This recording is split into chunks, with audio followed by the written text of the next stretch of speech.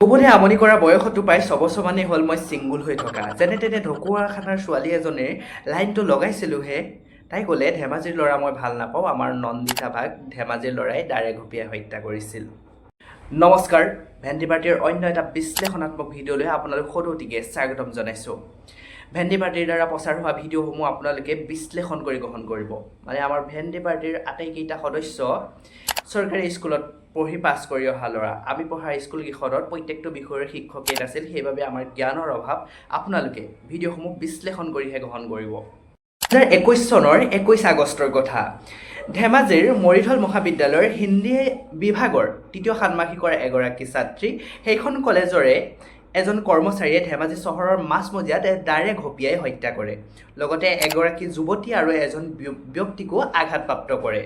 ঘটনাটো সমগ্ৰ অসমতে বিয়পি পৰাৰ লগে লগে বিভিন্ন দল সংগঠন আৰু মৰিধল মহাবিদ্যালয়ৰ ছাত্ৰ একতা সভাৰ নেতৃত্বত সকলো মৰিধল কলেজৰ ছাত্ৰ ছাত্ৰীয়ে ফাষ্ট ট্ৰেক আদালতত বিচাৰ প্ৰক্ৰিয়া আৰম্ভ হোৱাৰ দাবী উত্থাপন কৰে।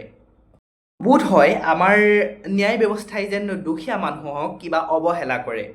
ফাষ্ট ট্ৰেক আদালতৰ দাবী জনোৱাৰ পাছতো 2025 চনৰ 21 আগষ্টৰ মানে 4 বছৰ পাৰ হৈ যোৱাৰ পিছত সেই নন্দিতা শইকীয়াৰ হত্যাকাৰী মিণ্টু শৰ্মাক মৃত্যুদণ্ডৰে সত্ৰ ন্যায়াধীশে দোষী সাব্যস্ত কৰে। 2026 চনৰ আগষ্ট মাহত উচ্চ ন্যায়ালয়ে সেই হত্যা শাস্তি মঞ্জুৰ কৰি ওৰে জীৱন কাৰাদণ্ডৰে দণ্ডিত কৰে। আমি সুখী হোৱাৰ উচিত, কাৰণ ওৰেটো জীৱন তেওঁ শাস্তি পাই থাকিব। কিন্তু সেই কোনোবা এসময়ত যেন মোৰ মনত বোধ হয় হত্যাকাৰীয়ে জানো উপযুক্ত শাস্তি পাইছে।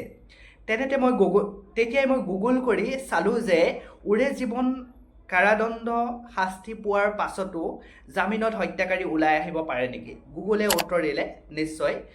ওৰে জীৱন কাৰাদণ্ড শাস্তি পোৱাৰ পাছতো হত্যাকাৰী মুকলি আকাশৰ তললৈ জামিন লৈ ওলাই আহিব পাৰে।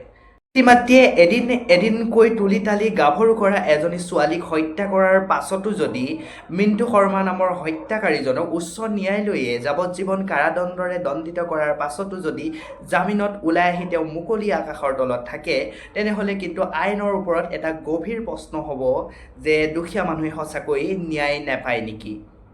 মই যদি এটা ব্যক্তিগত ঘটনাৰ আলমত কওঁ, দুখীয়া মানুহে সঁচাকৈ ন্যায় নাপায়। মই অষ্টম শ্ৰেণীত তেতিয়া পঢ়ি আছিলোঁ, 2015 চনৰ কথা।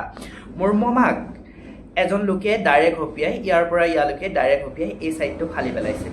কিন্তু ধেমাজিৰ পুলিচে সেই সময়ত সেই অপৰাধীজনক এৰেষ্টেই কৰিব নোৱাৰিলে, কাৰণ হত্যাকাৰীজন পইচা থকা ঘৰৰ মানুহ। আৰু শেষত প্ৰায় 7-8 বছৰৰ মূৰত, মানে বিগত 2 বছৰমানৰ আগত আমাৰ মামা ঢুকাই যোৱাৰ পাছত ধেমাজি সত্ৰ ন্যায়ালয়ে সেই দোষীজনক মাত্ৰ 4,800 মান টকা, মই সঠিক পৰিমাণটো পাহৰিছোঁ, প্ৰায় 4,800 মান টকাৰ জৰিমনা বিহাই সেই ঘটনাটো, সেই কেছটো সমাপ্ত কৰি দিয়ে। অৰ্থাৎ দুখীয়া মানুহেহে কেতিয়াও ন্যায় নাপায়। যদি আপুনি দুখীয়া, তেনেহ'লে আইনৰ মেৰ বাকৰ পৰা দূৰত থাকিবলৈ চেষ্টা কৰিব। তেতিয়া শইকীয়াই যদি তেতিয়াই ন্যায় পালেহেঁতেন, আজিও মই ঢকুৱাখানাৰ ছোৱালীজনীৰ লগত ৰিলেশ্যনত আহিবলৈ পালোহেঁতেন।